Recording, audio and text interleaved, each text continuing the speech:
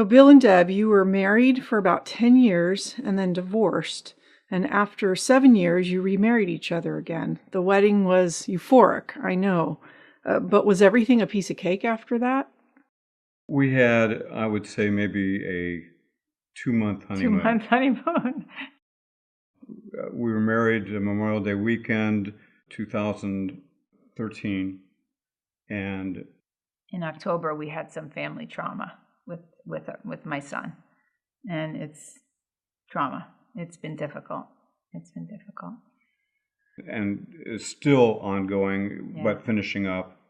But has taken us again through the grinder, trying to support him, trying to get through our own feelings about what had happened with him, and being able to show him unconditional love and being there for him, which we've been good at times, bad at times, but I would say overall we've been able to stay the course with him. And because he has his own set of developmental issues, that just further exacerbates the problem. Right. We have been very, very good about praying with each other every day. When we're going out of the house, I usually don't have to leave as early as she does. I will always go down in the kitchen, help her get breakfast ready for herself, and then before she goes, we take time to pray for the day. That we have been good about.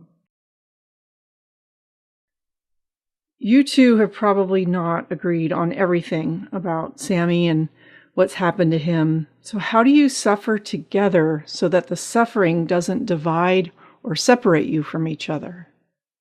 It's a balancing act. I think when I'm low, Bill takes over and prays. And when he's low, then I kind of pray.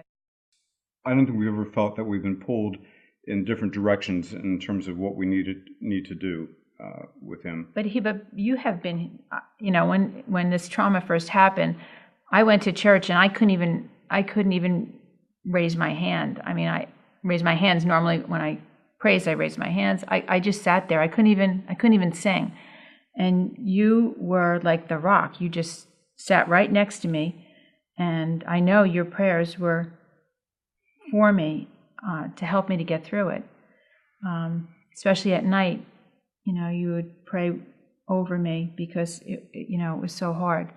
And that was also one of the major changes in our relationship, is that we were laying the foundation for when the disasters occur, and have been able to endure through these last 2 years because of that foundation. And it's just knowing and believing that God has good intentions and that he uses everything for our good, and that we just have to persevere and trust him in the process. Right. That no matter where it ends up, we know that ultimately it's for our good, for Sammy's good, for the church's good, for everybody. God is working his purpose out. We do struggle. Do I want to be in the Word every day? Absolutely. That's where my heart's desire is. But it doesn't always happen. Life is difficult. I work a full-time job at a wonderful elementary school, which I'm very thankful for the Lord, for the skills that he's given me, but it's an intense job. And sometimes I'm really drained. And so when I get home, I say, okay, I'm going to get in the Word, and I wind up not doing that. But I have spurts. I go for, a couple weeks where I am in the Word all the time, and then there's a couple weeks where I'm not, and I hate it, and I beat myself up. And half the kitchen countertop are for books and Bibles and pads and yeah. Life is hard. It really is. We try our best.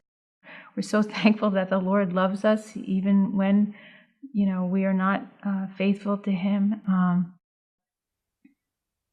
Just put one foot in front of the other and just persevere and just run the race, right? Just try to run the race.